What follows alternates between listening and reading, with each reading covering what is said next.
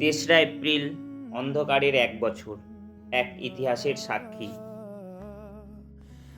3রা April 2025 supreme কোর্টের এক অপ্রত্যাশিত রায়ে হাজার হাজার যোগ্য নির্দোষ শিক্ষক শিক্ষিকা ও শিক্ষাকর্মীদের ভবিষ্যৎ এক লহমায় থমকে যায়। হঠাৎ যেন বিনা মেঘে বজ্রপাত নেমে আসে জীবনে। সেটি ছিল চাকরিহারাদের জীবনে একটি অভিশপ্ত দিন। নিরপরাধদের উপর নেমে আসে অন্যায়ের নির্মম আঘাত। বিনা অপরাধে তাদের ভবিষ্যৎ ছেড়ে দেওয়া হয় অনিশ্চয়তার গভীর অন্ধকারে। 7ই এপ্রিল ক্ষোভ স্থিমিত করার চেষ্টা। 7ই এপ্রিল নেতাজি ইন্ডোর স্টেডিয়ামে 26,000 চাকরিহারাকে আহ্বান জানানো হয়।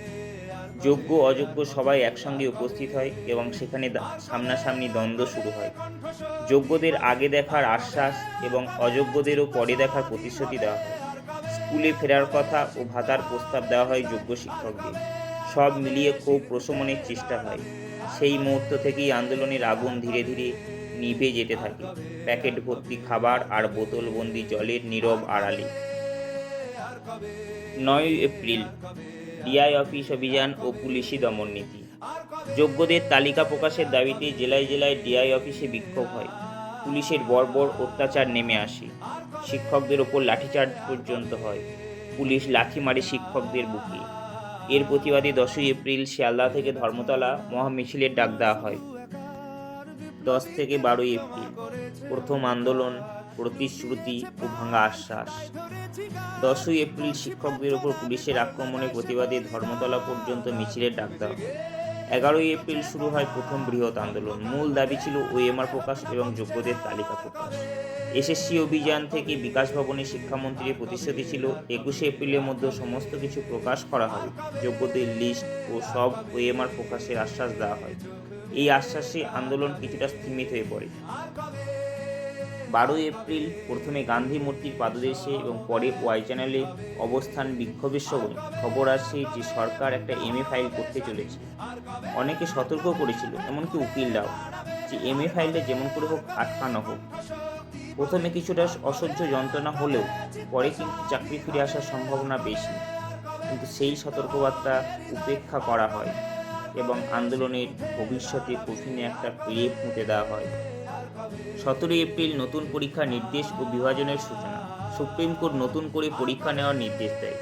আনটেন্টেড শিক্ষকদের স্কুলে ফেরার অনুমতি দিলেও শিক্ষাকর্মীদের ভবিষ্যৎ অনিশ্চিতই থেকে যায়। নতুন করে স্বচ্ছভাবে নিয়োগ করার কথা বলা হয় সেই দুর্নীতিগ্রস্ত কমিশনকে। সমস্ত প্রক্রিয়ার সময় দেওয়া হয় 31শে ডিসেম্বর পর্যন্ত।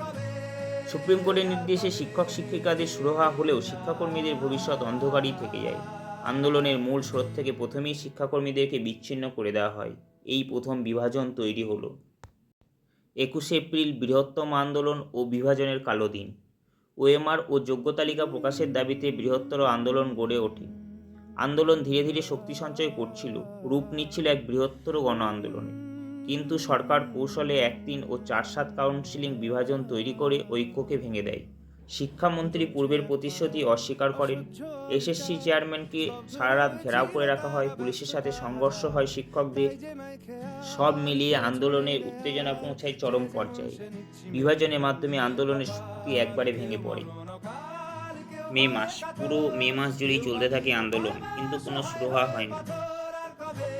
1 মে থেকে রিভিউ পিটিশনের জন্য বিভিন্ন জায়গায় স্বাক্ষর সংগ্রহ চলতে থাকে। 7ই মে থেকে বিকাশ ভবনে লাগাতার ধর্নায় বসা হয়। 8ই মে অমিতদার আগুনঝরা বক্তব্য আন্দোলনকে নতুন গতি সঞ্চার করে। রাতে খিচুড়ির লাইনে দাঁড়িয়ে সীমিত সামর্থ্য নিয়েও আন্দোলন চলতে থাকে। জুনিয়র ডাক্তার সহ বিভিন্ন সংগঠন পাশে দাঁড়ায়, তাতেও কোনো সমাধান হয় না। অন্যদিকে নীরবে নতুন পরীক্ষার প্রস্তুতি চলতে থাকে। 15ই মে দমন ও রক্তাক্ত দিন। 15ই মে এক ভয়াবহ দিনের সাক্ষী হয়ে রইল শিক্ষক আন্দোলন। বিভিন্ন ছোট ছোট সংগঠনে বিভক্ত হয়ে পড়া শিক্ষক শিক্ষাকর্মীরা সেদিন একত্রিত হয়ে বিকাশ ভবন অভিযানে ডাক দেয়। বিকাশ ভবন অভিযানে উত্তাল আন্দোলন। দুর্নীতির প্রতীক হিসাবে গেট ভাঙা হয়, কর্মকর্তাদের অবরুদ্ধ করে রাখা হয়। রাতে নেমে আসে পুলিশের লাঠিচার্জ, নিরস্ত্র শিক্ষকদের ওপর বর্বর আঘাত। অনেকেই গুরুতর আহত হন। রক্তাক্ত অবস্থায় অ্যাম্বুলেন্সে করে হাসপাতালে নিয়ে যাওয়া হয়। তবুও বুক চিতিয়ে সেই অন্যায়ের বিরুদ্ধে দাঁড়িয়েছিলেন এই শিক্ষকরা। পরের দিন অর্থাৎ 16ই মে নিরস্ত্র যোগ্য ও নির্দোষ শিক্ষকদের ওপর এই অত্যাচারের প্রতিবাদে ধিক্কার সভার আয়োজন করা হয়। বিভিন্ন রাজনৈতিক দল, সংগঠন ও সমাজের বিশিষ্ট ব্যক্তিরা উপস্থিত হয়ে প্রতিবাদ জানায়। 30শে মে অর্ধনগ্ন আন্দোলন। প্রতীকী প্রতিবাদ হিসাবে অর্ধনগ্ন আন্দোলন শুরু হয়। অর্ধনগ্ন আন্দোলনে ফুটে উঠল বঞ্চনার নগ্ন সত্য। আন্দোলনের এক ভিন্ন ও তীব্র রূপ দেখা গেল অর্ধনগ্ন প্রতিবাদ। যে সমাজ অন্যায়ভাবে শিক্ষকদের ভাত, কাপড় ও ভবিষ্যৎ কেড়ে নিয়েছে, সেই অন্যায়ের প্রতীক হিসাবেই শিক্ষকরা এই প্রতিবাদের পথ বেছে নেয়। কিন্তু সেদিনও রাষ্ট্র দমন নীতির পথেই হাঁটে। শিয়ালদা স্টেশনে পৌঁছাতেই আন্দোলনকারীদের আটক করে গ্রেপ্তার করা হয় এবং পাঠানো হয় বিভিন্ন থানায়। 30শে মে শিক্ষকদের এই অর্ধনগ্ন আন্দোলনকে অতি সহজে দমানো যায়নি। কিছু শিক্ষক সেন্ট্রাল পার্ক মেট্রো স্টেশন থেকে হাফ প্যান্ট গেঞ্জি পরে বিকাশ ভবনের উদ্দেশ্যে প্রতিবাদ জানাতে এগিয়ে যান। সেখানেও চলে পুলিশি ধরপাকড়। পুলিশ অনেককে টেনে হিঁচড়ে প্রিজন ভ্যানে তোলে। এই অর্ধনগ্ন আন্দোলন দমনের চেষ্টা করা হলেও অল্প সময়ের মধ্যেই তা গভীরভাবে প্রভাব ফেলেছিল। প্রতিবাদের এক নতুন রূপ পেয়েছিল এই অর্ধনগ্ন আন্দোলন। 10ই জুন পত্র আন্দোলন। তারপর শুরু হলো আন্দোলনের আরেক নতুন অধ্যায়, পত্র আন্দোলন। রাস্তার আন্দোলন, ধর্না, বিক্ষোভে যখন কোনোভাবে কোনো ফল মিলছিল না, তখন 10ই জুন সিদ্ধান্ত নেওয়া হয় দেশ বিদেশের বিভিন্ন সংগঠন, সংস্থা, বিশিষ্ট ব্যক্তিদের কাছে চিঠির মাধ্যমে ন্যায়ের আবেদন জানানো হবে। রাষ্ট্রপতি ভবন, প্রধানমন্ত্রী দপ্তর, সুপ্রিম কোর্টের প্রধান বিচারপতি, বিভিন্ন মানবাধিকার সংগঠন, ইউটিউবার ও বিশিষ্ট ব্যক্তিদের কাছে একের পর এক চিঠি পাঠানো হয়, কিন্তু কোথাও থেকেও কোনো সাড়া মেলেনি। প্রায় সবাই একই যুক্তি দেখিয়েছে, এটা আদালতের বিষয়, তারা হস্তক্ষেপ করতে পারবে না। 12ই জুন রিপ্যানেলের দাবিতে আন্দোলন ও অনশন কর্মসূচি নেওয়া হয়। অনশন শুরু হয়, অনেকেই অসুস্থ হন, তবুও লড়াই থেমে থাকে না। এদিকে সরকার গেজেট প্রকাশ করে নতুন করে পরীক্ষা নেওয়ার প্রস্তুতি সম্পূর্ণ করে ফেলে। কেউ প্রশ্ন তোলে না, যারা ইতিমধ্যেই যোগ্যতার পরীক্ষায় উত্তীর্ণ হয়ে সমস্ত ধাপ পেরিয়ে শিক্ষক বা শিক্ষাকর্মী হয়েছিলেন, তাদের আবার কেন নতুন করে একই পরীক্ষায় বসতে বাধ্য করা হচ্ছে? উত্তরহীন থেকে যায়। পরীক্ষা না দেওয়ার জন্য বিকাশ ভবনে পত্র লেখা হয়, কিন্তু যোগ্যদের যন্ত্রণার কথা কারো কানে পৌঁছায় না। দিল্লির রামলীলা ময়দান পর্যন্ত গিয়ে ধর্ণা দেওয়া হয় যোগ্যদের ওপর হওয়া এই বঞ্চনার প্রতিবাদে, কিন্তু কোথাও কোনো সুরাহা হয় না। 14ই জুলাই শেষ বড় আন্দোলন, নবান্ন অভিযান। সমস্ত সংগঠন একসাথে আন্দোলনের ডাক দেয়। ফোরামের নেতৃত্বে দিকে দিকে আন্দোলনের ঢেউ ছড়িয়ে পড়ে। 10ই জুলাই ফোরামের ডাকে বর্ধমানে বৃহৎ আন্দোলন হয়। 14ই জুলাই সমস্ত সংগঠনের ডাকে নবান্ন অভিযান। আন্দোলনকারী সংখ্যা প্রচুর হলেও কোনো সমাধান হয় না। কেউ পৌঁছাতে পারে না নবান্ন পর্যন্ত, তার আগেই পুলিশ আটকে দেয়।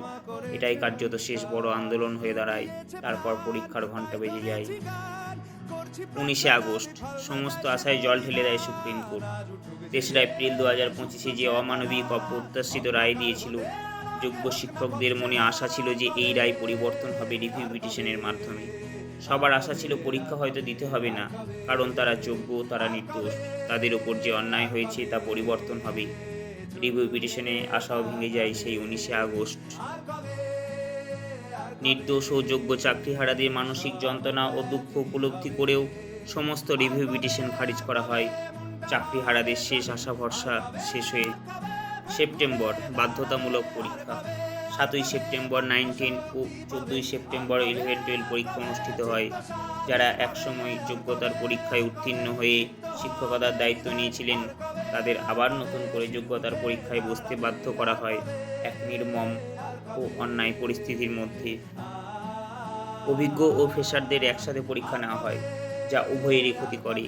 কমিশন যেন ইচ্ছাকৃতভাবেই সবাইকে একসঙ্গে পরীক্ষায় বসিয়ে দায় এড়ানোর পথ খুঁজছিল। উচ্চ কাট অফ, ব্যর্থতা, বিভাজন সব মিলিয়ে নতুন সংকট তৈরি হয়। অনিশ্চয়তার অন্তহীন অন্ধকার। পরীক্ষার পর কিউরেটিভ পিটিশন শুরু হলেও ভবিষ্যৎ অনিশ্চিত। একটার পর একটা মামলা হাইকোর্ট থেকে সুপ্রিম কোর্টে গড়িয়েছে। যোগ্যদের লড়াই আজও চলছে। অনিশ্চয়তার শেষ নেই। 2025-এ সেকেন্ড এসএলএসটি শুরু হলেও সময়সীমার মধ্যে তা নিয়োগ হয় না, বরং সুপ্রিম কোর্ট সময়সীমা আরও বাড়িয়ে দেয় 8 মাস প্রশ্নহীনভাবে। ভবিষ্যৎ ক্রমেই অন্ধকারে ঢেকে যাচ্ছে। স্থায়ী চাকরির স্বপ্ন দেখা যোগ্য শিক্ষকরা আজ অনেকেই চুক্তিভিত্তিক, অবহেলিত, অনিশ্চিত, আশঙ্কিত। 1 বছর পরেও তাদের যন্ত্রণা শেষ হয়নি। এই যেন ইতিহাসের এক কালো অধ্যায়, যেখানে ন্যায় ও মেধা দুটোই উপেক্ষিত। সেকেন্ড এসএলএসটি নিয়োগে অনিশ্চয়তার চূড়ান্ত রূপ।